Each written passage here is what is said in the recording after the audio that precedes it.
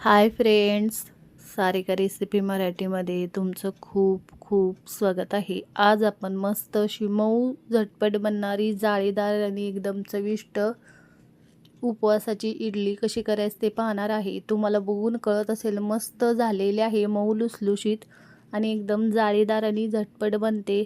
इथे आपण ही झटपट बनणारी साध्या सोप्या पद्धतीने उपवासाची इडली आणि चटणी कशी करायची ते पाहणार आहे। उपवासाची इडली आणि उपवासाची चटणी आपण इथे बनवलेली आहे।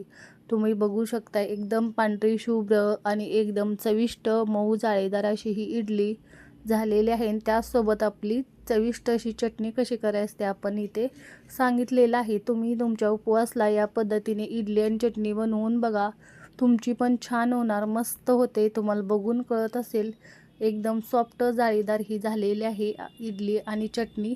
नक्की करून बघा। तर चला वेळ न घालवता व्हिडिओला सुरुवात करूया। इथे बघू शकताय सर्वप्रथम मी 1 कप वरई किंवा भगर 1 कप घेतलेला आहे आणि अर्धा कप मी इथे साबुदाणा घेतलेला आहे। मिक्सरच्या भांड्यामध्ये वरई भगर काढून घ्यायची आणि साबुदाणा पण काढायचं। हे कच्चंच मी वाटून घेणार आहे, एकदम बारीक असं वाटून घेतलेलं आहे। हे उपवासचं प्रीमिक्स आपलं तयार झालेलं आहे। असंच तुम्ही काचेच्या भांड्यामध्ये ठेवलं तर जास्त दिवस टिकतं। आता हे छान बारीक वाटून घेतलेलं आहे, त्यामध्येच अर्धा कप मी दही घातलेलं आहे आणि अर्धा कप मी पाणी घातलेलं आहे। आता आपण वाटताना अर्धा कप इथे पाणी घातलं होतं आणि छान असं हे वाटून घेतलं होतं। बघू शकता हे असं वाटून घेतलेलं आहे। मी काढून घेते बाउलमध्ये। आता इथे मी वाटताना सुरुवातीला अर्धा कप पाणी घातलं होतं, त्याच्यानंतर मी अर्धा कप पाणी घातलेलं, म्हणजे एकूण मी वाटताना 1 कप पाणी घातलेलं आणि आता इथे थोडंसं वर घातलेलं आहे। म्हणजे मला इथे छान असं 1 कप पाणी थोडंसं वर पाणी लागलेलं आहे। 1 ते 1.5 कप तुम्हाला पाणी लागू शकतं। छान आपलं मिश्रण तयार झालेलं आहे, बघू शकताय तुम्ही। आणि इथे मला 1 कप आणि वर पाणी लागलेलं आहे। इथे आपण वरई किंवा भगर, साबुदाणा, दही आणि पाणी घातलेलं आहे।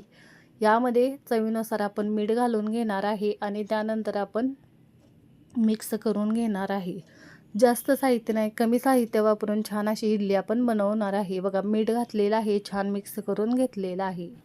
आता हे आपण 10 मिनटं भिजण्यासाठी ठेवून द्यायचं आहे। इथे बघू शकताय मी यावर झाकण ठेवते, 10 मिनटं छान हे भिजलं जातं। तोवर आपण चटणीची तयारी करून घेऊया। इथे बघू शकताय मिक्सरचं मी दुसरं छोटं भांडं घेतलेलं आहे, त्यामध्ये अर्धा कप मी भाजलेले शेंगदाणे घेतलेले आहेत, पाव कप मी ओलं खोबरं घेतलेलं आहे। इथे बघू शकताय 2 हिरवी मिरची इथे घालून घेते, अर्धा इंच आलं मी घातलेलं आहे। तुम्हाला उपवासला जे साहित्य चालतं ते घालू शकता। मी 2 ते 3 चमचे दही घातलेलं आहे, चवीनुसार मीठ आणि थोडं पाणी घालून छान असं हे फिरवून घेते। मीठ पण चवीनुसार घातलेलं आहे। 2 मिनटात ही चटणी आपण आणि चविष्ट अशी चटणी आपली बनवून तयार होते। मी हे एका वाटीमध्ये काढून घेते। छान असं वाटीमध्ये काढलेलं आहे, थोडंसं पाणी घालून मिक्स केलेलं आहे। आता याला तडका देऊन घ्यायचा, तुपाचा तडका द्यायचा, म्हणजे छान चव लागते उपवासाच्या चटणीला। 1 चमचा साजूक तूप घातलेला आहे, त्यामध्ये मी हिरवी मिरची 1 घातलेली आहे। तुम्हाला आवडत असेल तर घाला, नाहीतर जिरे तुम्हाला उपवासला चालत असेल ते सुद्धा फोडणीमध्ये घालू शकता। छान तडका तयार झालेला आहे। असा वरून तुपाचा तडका दिल्यामुळे चटणी चवीला छान लागते। मिरची आपण छान अशी परतून घेतलेली आहे तुपामध्ये आणि ती अशी वरून चटणीवर घालून घेते, मिक्स करून घ्यायची। 2 मिनटात झटपट चविष्ट आपली चटणी उपवासाची तयार झालेली आहे। मिक्स करून घेऊया यामध्ये व्यवस्थित असं। इथे बघू शकताय चटणी आपली तयार झालेली आहे आणि मिश्रण पण चांगलं आपलं भिजलेलं आहे। आता आपण याची झटपट इडली बनवून घेणार आहे। बघू शकताय मी मिश्रण तुम्हाला दाखवते, छान भिजलेलं आहे आणि तुम्ही याची कन्सिस्टन्सी बघू शकताय।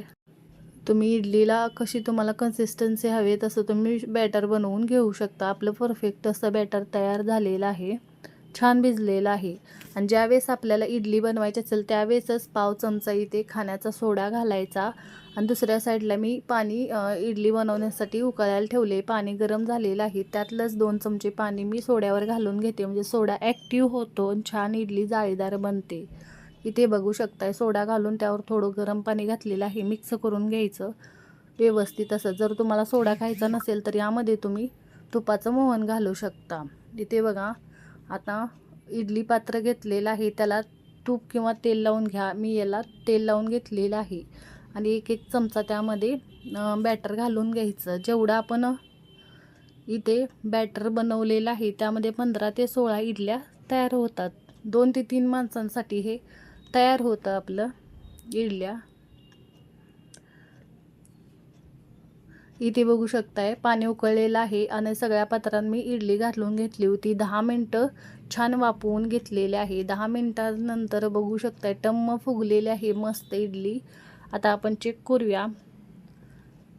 10 मिनटं शिजवून घ्यायची. बघा 10 मिनटात बरोबर आपली इडली छान तयार झालेली आहे.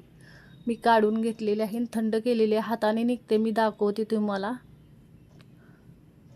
बघा मी हातानेच काढते, अजिबात खाली चिकटलेली नाही. मस्त इडली निघली जाते, छान तयार होते. बघा परफेक्ट असं प्रमाण आपलं झालेलं आहे. सगळ्या इडल्या छान निघतात आपल्या आणि छान जाळीदार झालेल्या आहेत. मी सगळ्या तुम्हाला इडल्या काढून दाखवते, बघू शकताय. इथे बघा मस्त मऊसूद आणि एकदम जाळीदार आपली इडली झालेली आहे. पांढरी शुभ्र एकदम छान अशी. सगळ्या मी छान अशा इडल्या काढून घेतलेल्या आहेत. हाताने झटपट निघत आहेत बघा. मस्त मऊ जाळीदार आपली इडली चटणी तयार झालेली आहे. एकदम सॉफ्ट इडली आपली तयार झालेली आहे, बघू शकताय.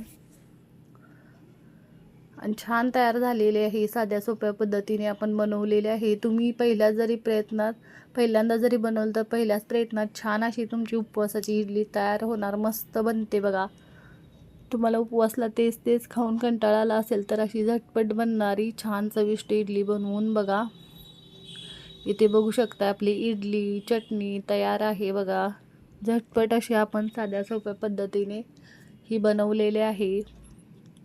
मस्त सॉफ्ट अँड स्पॉन्जी अशी आपली इडली तयार झालेली आहे. मऊ लुसलुशीत छान अशी जाळीदार आणि चटणी पण आपली तेवढीच चविष्ट अशी तयार झालेली आहे.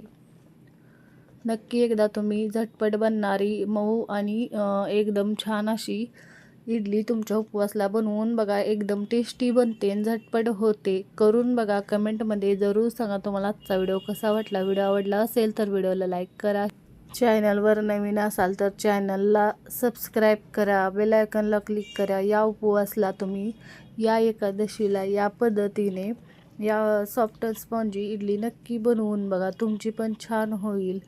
व्हिडिओ पाहिल्याबद्दल धन्यवाद.